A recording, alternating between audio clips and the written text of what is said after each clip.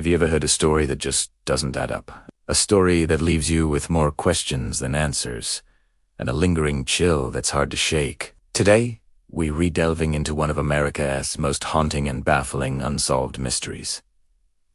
The disappearance of 9-year-old Asha Degree. It was February 14th, 2000, Valentine's Day, in the small town of Shelby, North Carolina. The Degree family was winding down like any other night. Harold and Aquila Degree tucked their 2 children, 10-year-old O'Brien and 9-year-old Asha, into the bed they shared. The night was cold, and a storm was raging outside. There was nothing to suggest that this night would be any different from 1,000 others.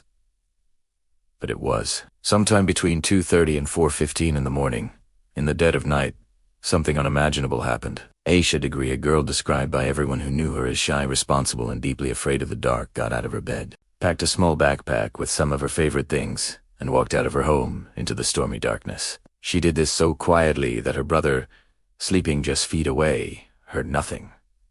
Her parents, in the next room, were also undisturbed. How does a 9-year-old girl, terrified of the dark, make the decision to venture out alone into a storm in the middle of the night? This is the central, agonizing question that has puzzled her family, investigators, and the public for over 2 decades. Asha wasn't a troubled child. She had no history of running away. She was a good student, a quiet girl who loved her family and her church. Her actions that night were completely and utterly out of character. The first clues to her whereabouts came from truckers and motorists driving along the dark and desolate Highway 18.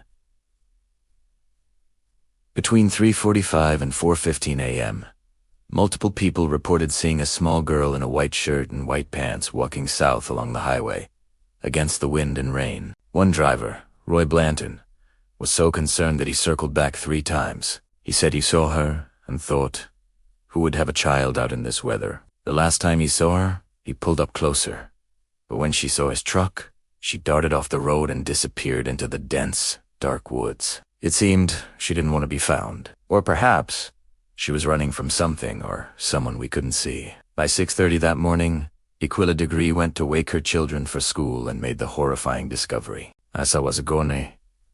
Her bed was empty. The family's frantic search began immediately, and by 6:40 a.m., the police were called. The search expanded, involving law enforcement, volunteers, and the entire community. But there was no sign of Asha. The woods she ran into were searched extensively, but nothing was found. It was as if she had vanished into thin air. The first significant piece of evidence turned up a few days later, on February 17th. About a mile from where Asha was last seen, some of her personal belongings were discovered in the doorway of a tool shed at a local business. Items like a hair bow, pencils, and a marker were found carefully placed, not scattered as if they'd been dropped in a hurry. Among them was a wallet-sized photos of another young girl. The girl in the photo was eventually identified, but her family had no connection to the Degrees. How did Asha get this picture? And why was it with her things? It was another bizarre piece in an already confusing puzzle. The investigation continued, but leads grew cold. The community held vigils.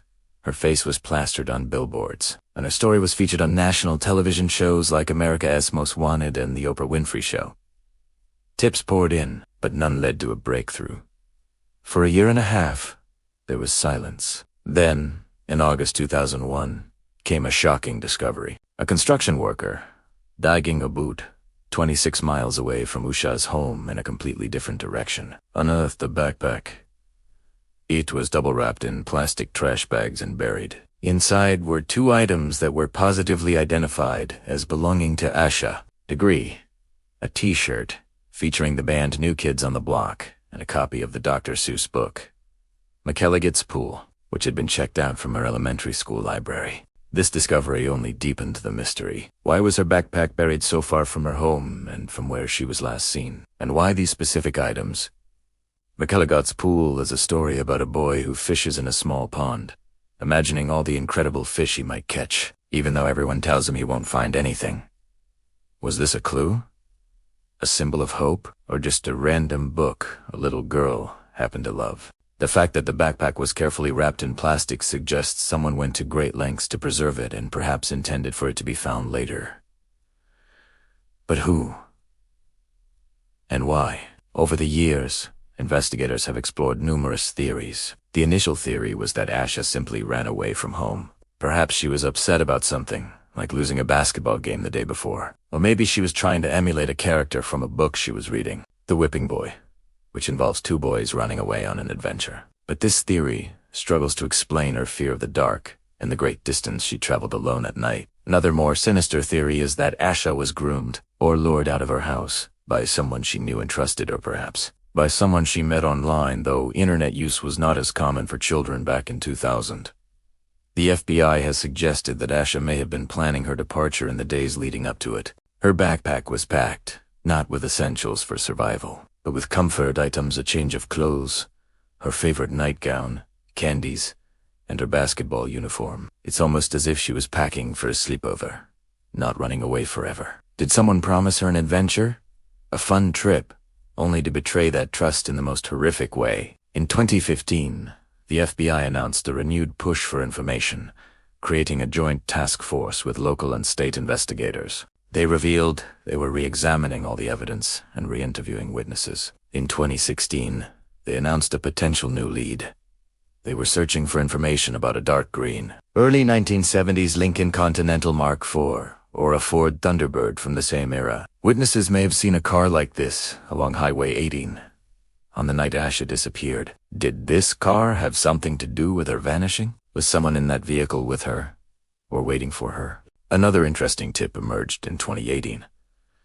An inmate claimed another prisoner had confessed to killing Asha Degree, describing gruesome details of her death and where her body was buried. Investigators took this claim seriously and conducted searches based on the information, but once again, they found nothing. The lead went nowhere. Today, more than 2 decades later, the case of Asha Degree remains open and active. The FBI still has a $25,000 reward for information leading to her whereabouts. Asha Degree would be a grown woman now, in her 30s. Her story is a heartbreaking reminder of the vulnerability of childhood and the deep, lasting pain of the unknown. Someone out there knows what happened to Asha that night. Someone knows why a 9-year-old girl walked away from everything she knew and loved. Was she running from something? Or was she running towards someone? Until that person comes forward, Asha Degree remains the Shelby sweetheart, a little girl who walked out into a stormy night and into one of America's most enduring mysteries. What do you think happened to Asha? The smallest detail could be the key to unlocking this case. If you have any information, no matter how insignificant it might seem, please contact the Cleveland County Sheriff's Office or the FBI. Thank you for watching and for helping to keep Asha's memory alive. Don't forget to subscribe for more deep dives into cases that need our attention.